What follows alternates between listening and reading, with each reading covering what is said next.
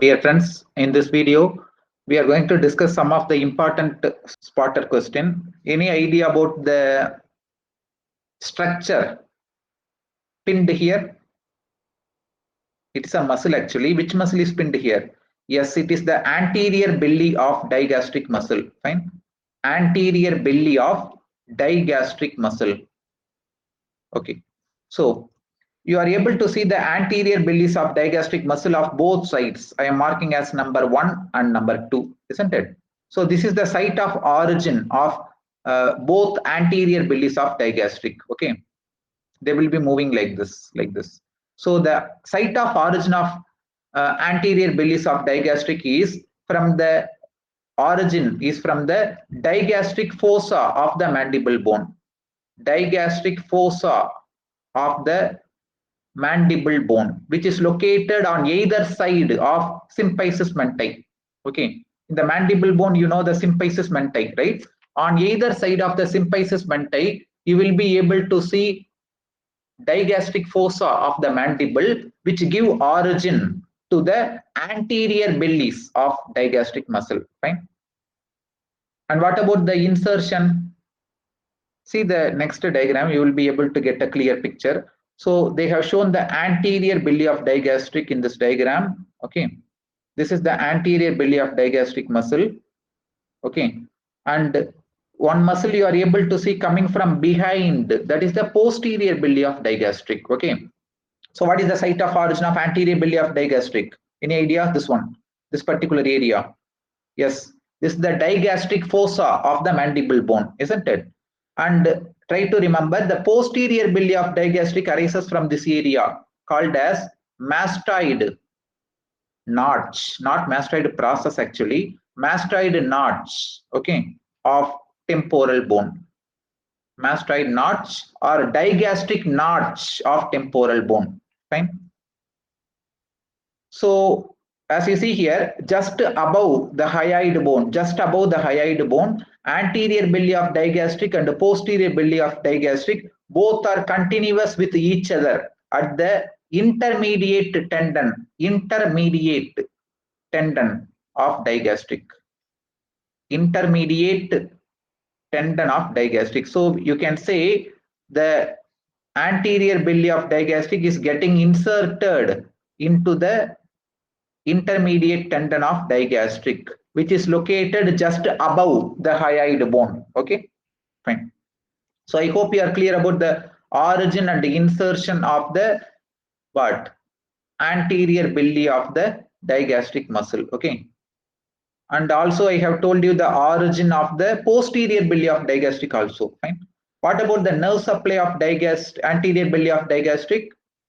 Yes, it is supplied by nerve to mylohyoid.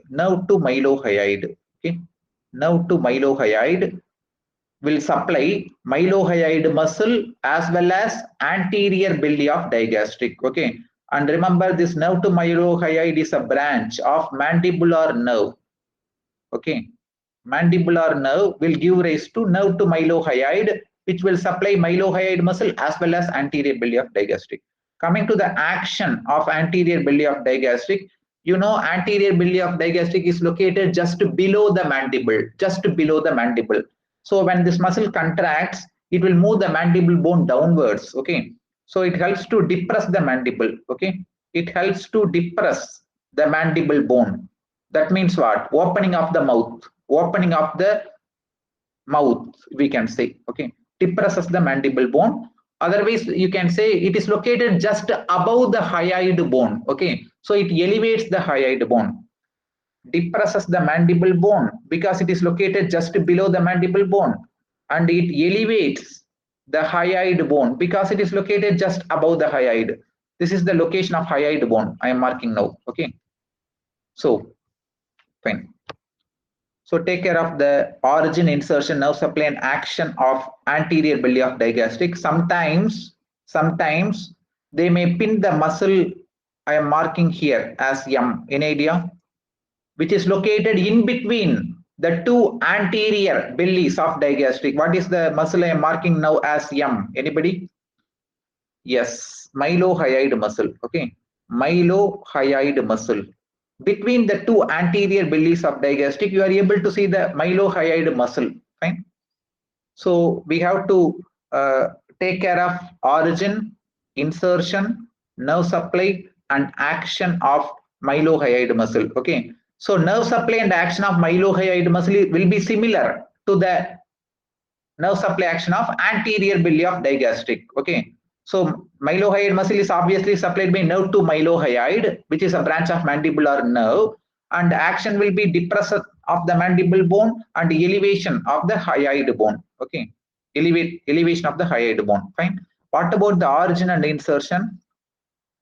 Okay, I will show you in the next diagram. Okay, so for time being, remember the mylohyoid muscles arise from the mylohyoid line of the mandible bone. Okay, mylohyoid line of mandible bone.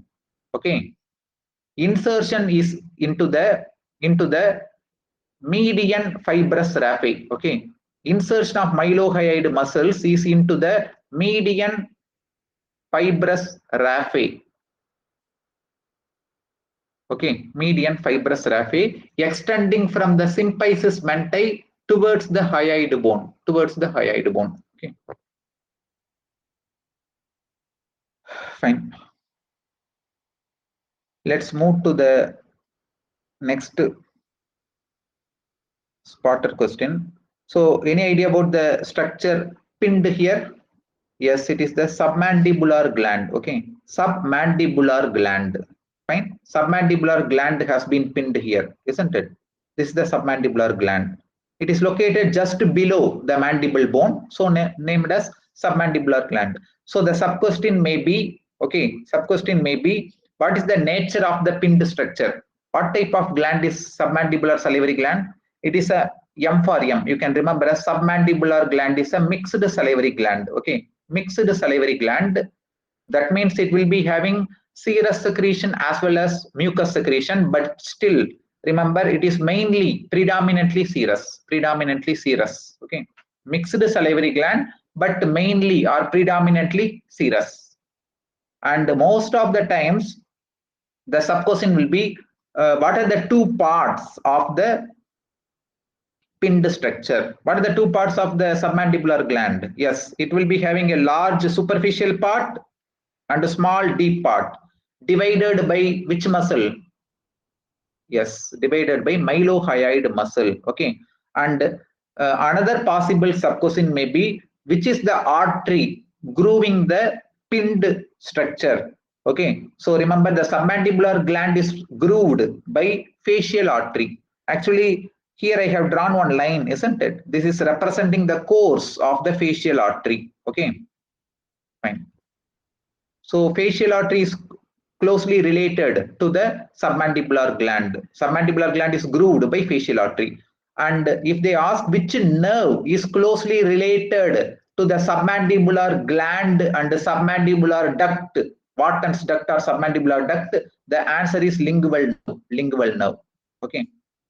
So the applied importance is during surgery involving the submandibular gland or submandibular duct, the nerve which is probably getting injured, okay, is lingual nerve. Fine. So see this diagram showing the two parts of the submandibular gland. What are the two parts? It has a large superficial part and a small deep part, divided by which muscle? Yes, divided by the mylohyoid muscle. Okay, so please remember, as I told already, the mylohyoid muscle, okay, arises from the mylohyoid line of the mandible bone. It arises from the mylohyoid line of mandible bone, and it is getting inserted into the median fibrous raphe, extending from the symphysis mentae to the hyoid bone. Fine. So what are the two important things about the mylohyoid muscle? One is mentioned here. It forms the floor of the mouth. Mylohyoid muscle forms the floor of the mouth. Otherwise, we can say it forms the oral diaphragm. Mylohyoid muscle forms the floor of the mouth, or else we can say it forms the oral diaphragm. And another importance of mylohyoid muscle is, just now we have studied, it divides the submandibular gland into two parts, namely superficial part and deep part. Fine. And finally, remember one more possible sub-question for the submandibular gland is what is the innervation of the submandibular gland. Okay, so for all the salivary glands, the main innervation is secretomotor innervation, which is provided by what? Parasympathetic or sympathetic? Yes, parasympathetic innervation. Okay, parasympathetic innervation of the salivary glands is the one which is a motor for the salivary secretion, called as secretomotor innervation. Okay, so let me quickly explain the parasympathetic innervation of the submandibular gland. Okay, so superior salivatory nucleus, number one. Okay, from where we have the beginning of facial nerve, and the facial nerve gives one branch, namely chorda tympani nerve. Then, as you see in this diagram, chorda tympani nerve joins with one nerve. Which nerve? Chorda tympani nerve joins with lingual nerve, and finally reaches the submandibular ganglion, right? From the submandibular ganglion, the post-ganglionic fibers arise and they directly supply the submandibular gland, and the post-ganglionic fibers, they will pass through the lingual nerve in order to reach the sublingual gland, right? So I hope you are clear about the secretomotor innervation or a parasympathetic innervation of the submandibular gland, right? Once again, superior salivatory nucleus, facial nerve, then chorda tympani nerve, which is a branch of facial nerve that will join the lingual nerve.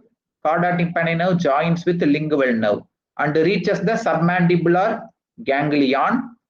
From the submandibular ganglion, the post-ganglionic fibers will arise and they will directly supply the submandibular gland. Fine. So this is the parasympathetic or secretomotor pathway for the submandibular gland. Fine. Take care.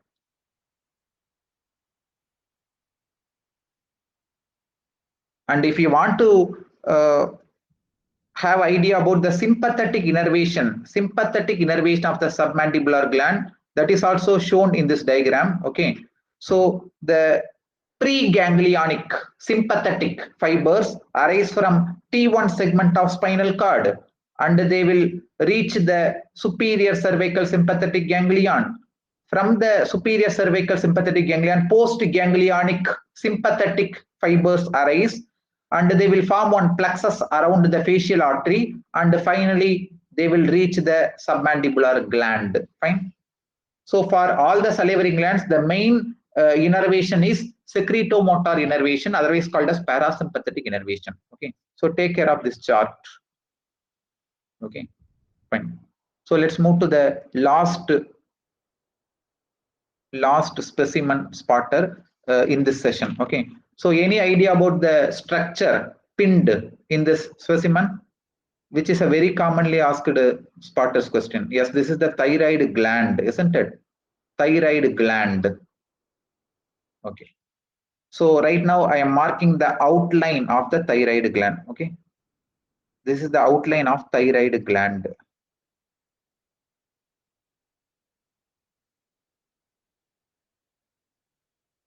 Fine.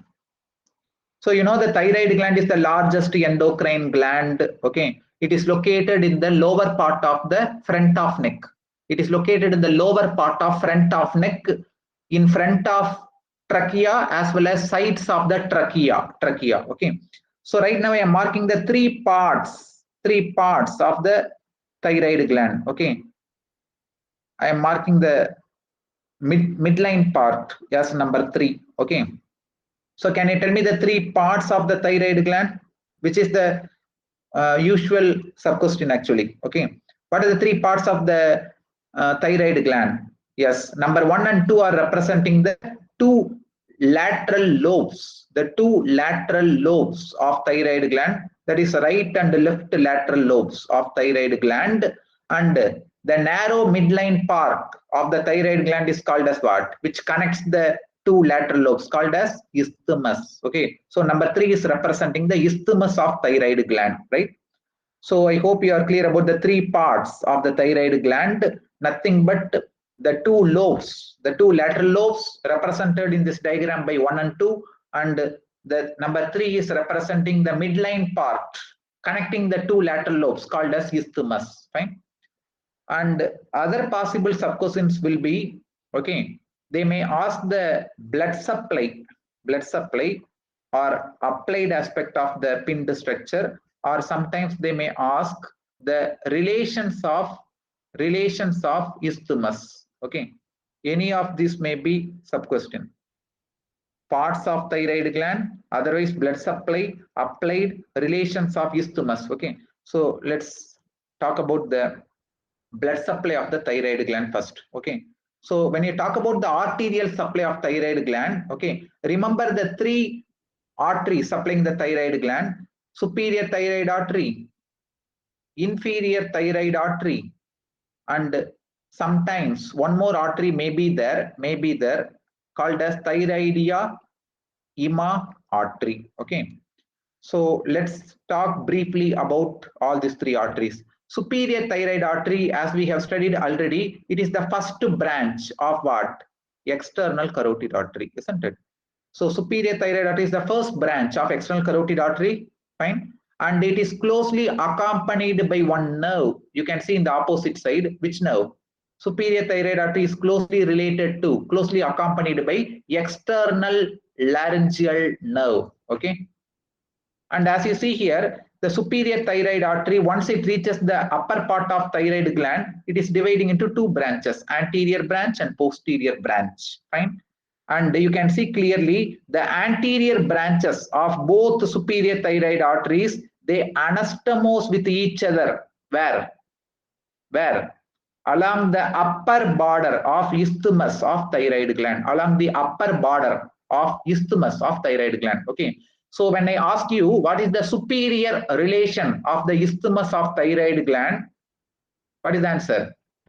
The superior border of the isthmus of thyroid gland is related to the anastomosis between what? Anterior branches of superior thyroid arteries. Anterior branches of superior thyroid arteries. Okay. And what about the posterior branches of superior thyroid arteries? Yes, they are moving downwards, and finally they will anastomose with ascending branch of what? Inferior thyroid artery, isn't it? So take care.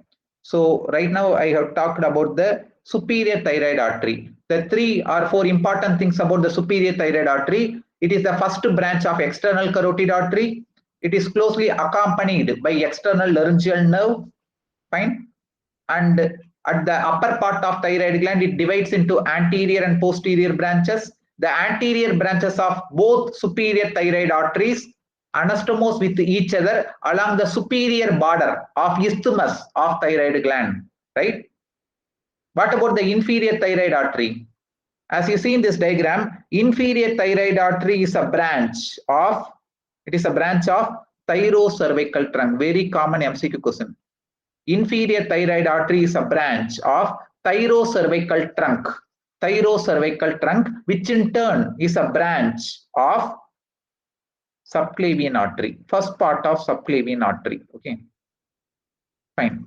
And you can see which nerve accompanies the inferior thyroid artery? Anybody? Which nerve accompanies the inferior thyroid artery? RLN. What is RLN? Recurrent laryngeal nerve. Fine. Recurrent laryngeal nerve. Okay. And as you see here, the ascending branch of the inferior thyroid artery finally ends by anastomosing with one branch of superior thyroid artery. Which branch of superior thyroid artery I'm talking about? Posterior branch. Right? So this is about the superior and inferior thyroid arteries. Okay. And other than these 2 main arteries, sometimes we may have another artery to supply the isthmus of thyroid gland. Okay, which artery I'm talking about? Yes, I'm talking about the thyroidia ima artery. Okay, so as you see here, this thyroidia ima artery is a branch from it may be arising from arch of aorta, or it may arise from the brachiocephalic trunk. Fine. So please take care of the arterial supply of the thyroid gland. Okay, mainly the first two arteries. Fine. Now let's talk about the venous drainage of the thyroid gland. Okay, so the thyroid gland is drained by 3 or 4 sets of veins: superior thyroid vein, middle thyroid vein, superior thyroid vein, middle thyroid vein, then inferior thyroid vein or veins, then fourth thyroid vein may be present, otherwise called as Kocher's vein. Okay. So as I told you already, when we talked about the internal jugular vein tributaries, out of these 4 thyroid veins, superior thyroid vein, fine, then middle thyroid vein, then Kocher's vein, otherwise called as fourth thyroid vein, all are draining into which vein? All are draining into the internal jugular vein, isn't it? Of the corresponding side.